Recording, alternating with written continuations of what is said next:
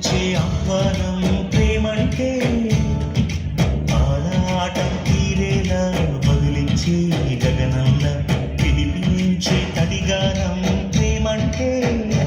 దేవి బావా వస్తానా బావా. అదేంటి దేవి ఉత్తన్నం పట్టుకొచ్చావు? ఉన్న కూర అంతా పాపకేసాను, నీకు కారంతో పెట్టాను బావా. ఈ వ్యవసాయ పని అవసరం అంటావా బావా? ఫ్యాక్టరీ పనులకు వెళ్తే 4 డబ్బులు వస్తాయి, ఇక్కడ వడ్లు రావట్లేదు, వడ్డీలు పెరిగిపోతున్నాయి. ఊరుకోవే, ఈ సంవత్సరాలు వర్షాలు పడితే మన జీవితాలే మారిపోతాయి.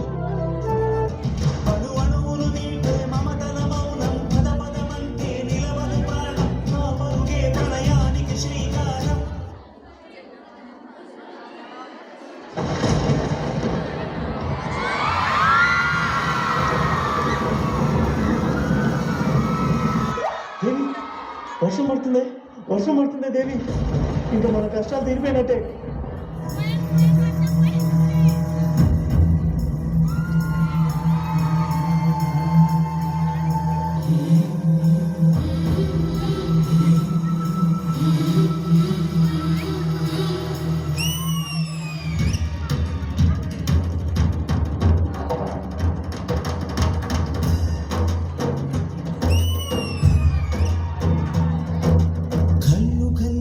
సిరిమూవల్లే చినుకే చేరగా జల్లు జల్లుమని పులకింతల్లో పుడమే పాడగా పరివిల్లు ఎత్తి కరిమప్పు వానబాడాలే వేయని నిలువెల్ల మనసు వడగళ్ళు తాకి కడగళ్ళే తీరని చడివాన జాడతో ఈ వేళ జన జీవితాలు చదువించేలా రాలసీమలో ఈ వేళ రతనాల ధారలే కురిసేలా.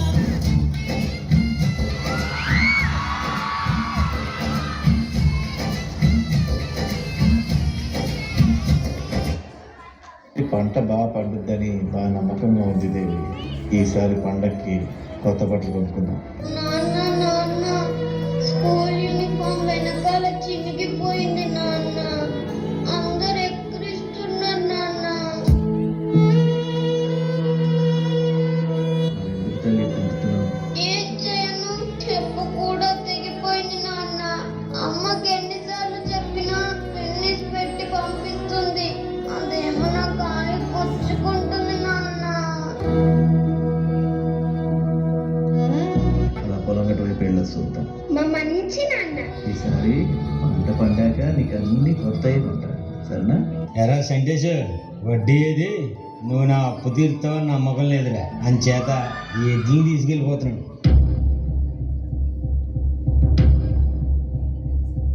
పాదం కదలనంటుందా, ఎదురుగా ఏమనుకుందో కాలం ముందే చూపందే. దూరం కరగనంటుందా, తన కలలుగా మెరిసే తడుకుల తీరం నిజమై నిలిచే నిమిషం కోసం విసరను తరిమే గురుమే ప్రేమంటే. ఈసారి పంట బాగానే పండిందిరా. ఆ మిగతా 3 పట్ల నుంచి ఏం లేదు కానీ ఈసారి బాగానే వస్తాయి అనుకుంటా డబ్బులు. మీరు చెప్పిన రేటుకి ఎవరు కొనరు ఇక్కడ.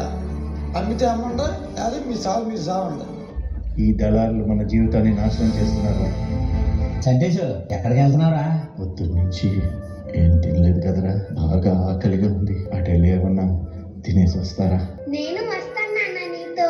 నాతో రాకూడదు, నా తల్లి కదా, ఇక్కడ ఉండు, అమ్మని జాగ్రత్తగా చూసుకో.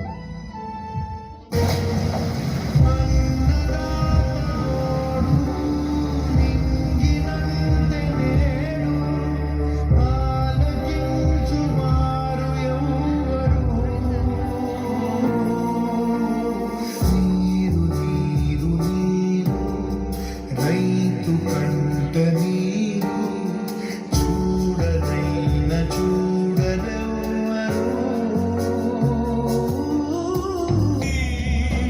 అయ్యో బావా, పంతాని పానం మీద తెచ్చుకున్నావే.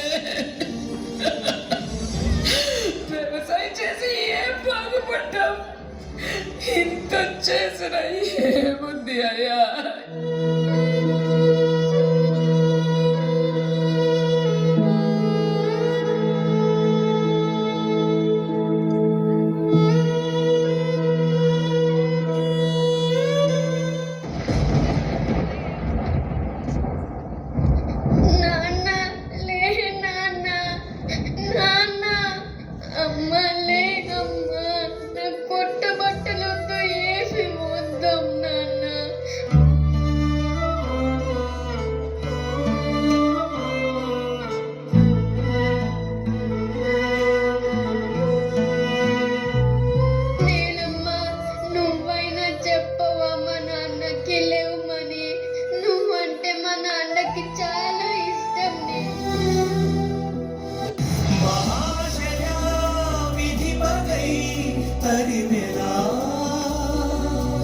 మహోష్ణమై రుధిరమే మరిగెనా ఆగిపోయేనా త్యాగం కదా. అమ్మా నాన్న ఇద్దరు చనిపోయారు. పాపం చిన్నపిల్ల. ఇప్పుడు ఈ అమ్మాయిని ఏం చేద్దాం? ఏం చేస్తాం? మంచి అబ్బాయిని చూసి పెళ్లి చేయండి, పేడ విరగడైద్ది. ఏం మాట్లాడుతున్నారండి? అసలు పెద్ద మనుషులేనా మీరు? ఆ అమ్మాయిని నేను పెంచుకుంటాను. అంతే, వరుసకి బాబాయివి. నీకంటే మంచిగా ఎవరు చూసుకుంటారు? తీసుకెళ్ళు. పద అమ్మా, మన ఇంటికి వెళ్దాం. ఎవరండి ఈ అమ్మాయి? ఈ అమ్మాయి మనకు బాగా కావాల్సిన వాళ్ళ అమ్మాయి. వీళ్ళ నాన్న మనకి ఎంతో సహాయం చేశారు. వీళ్ళ నాన్న వల్లనే మనం ఈ స్థితిలో ఉన్నాం. ఇప్పుడు ఈ అమ్మాయిని చూసుకోవాల్సిన బాధ్యత మనదే. సరే, రేపటి నుండి ఈ అమ్మాయిని నాతో పాటు పనికి తీసుకెళ్తాను.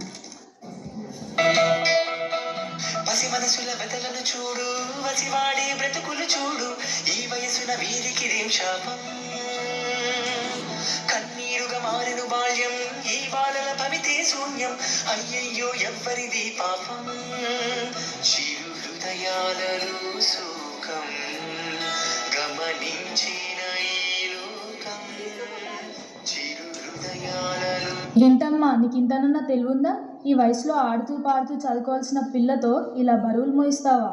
ఏం చేయని పంతులమ్మ, మాకు రెక్కాడితే కానీ డొక్కాడదు. ఆడపిల్లని చదివించే స్తోమత మాకెక్కడుంది? చదువుకోవడానికి స్తోమతతో పనేంటి? హాస్టల్స్లో 5వ తరగతి నుంచి డిగ్రీ వరకు ఉచితంగా చదువుకోవచ్చు. విద్యతో పాటు ఆహారం, వసతి, చదువుకోవడానికి పుస్తకాలు, అవసరాలకు కొంత డబ్బు కూడా ఇస్తారు. పేద ప్రజలకు చదువుకోవడానికి ఇంతకన్నా మంచి అవకాశం లేదు. ప్రభుత్వం అలాంటి పేద ప్రజల కోసం ఇంత చేస్తున్నప్పుడు నా బిడ్డ చదువుకు నేనెందుకు అడ్డుపడతాను? వెళ్ళు తల్లి, గురుకుల హాస్టల్కి వెళ్ళి చక్కగా చదువుకో. పంతులమ్మ, మేము కూడా మా పిల్లల్ని చదివిస్తామమ్మా. సరే పిల్లలు, పదండి వెళ్దాం. Good morning ma'am. Good morning madam. Madam, ఈ అమ్మాయి ఖమ్మం ప్రాంతానికి చెందిన ఒక రైతు కూతురు. వీళ్ళ అమ్మ నాన్న అప్పుల బాధలు తట్టుకోలేక పంటలు పండక చనిపోయి ఈ బిడ్డని అనాథగా మిగిల్చి వెళ్ళిపోయారు. అప్పటి నుండి తను వేరే వాళ్ళ దగ్గర పెరుగుతుంది. ఇటుక బట్టీలో పనిచేస్తున్న అమ్మాయిని చదివిద్దామని నేనే తీసుకొచ్చాను మేడం. గుడ్, చాలా మంచి పని చేశావు. ఈ అమ్మాయిని 5th స్టాండర్డ్లో జాయిన్ చేయండి. ఇప్పటి నుండి ఈ అమ్మాయి బాధ్యత మనది. నీ పేరేంటమ్మా? నా పేరు అక్షర మేడం. అమ్మ, ఇప్పటి నుండి నువ్వు ఈ హాస్టల్లో ఉండాలి. ఈ మేడం నీ హౌస్ పేరెంట్, అంటే మీ ఇంట్లో అమ్మలాగా. నీకు ఏ ప్రాబ్లం ఉన్నా ఈ మేడమే చూసుకుంటారు. చక్కగా చదువుకొని నీ లక్ష్యాన్ని సాధించు. సరే మేడం. అనగారిన జీవితాల్లో అక్షరధారి,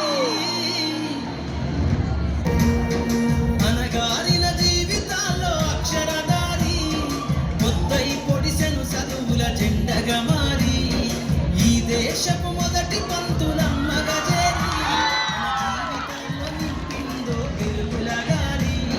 మరువద్దుర సమాజమా మహనీయులను, మరువద్దుర సమాజమా మహనీయులను, పూలే సావిత్రిబాయి త్యాగాలను, నీ భవిష్యత్తుకు నా దేశ పుస్తకాలను, మన మస్తకంలో బంధించరా అక్షరాలను. Hello sir.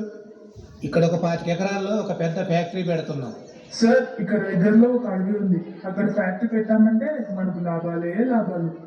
ఇంకెందుకు ఆలస్యం? చెట్లన్నీ క్లీన్ చేసి పని స్టార్ట్ చేయండి.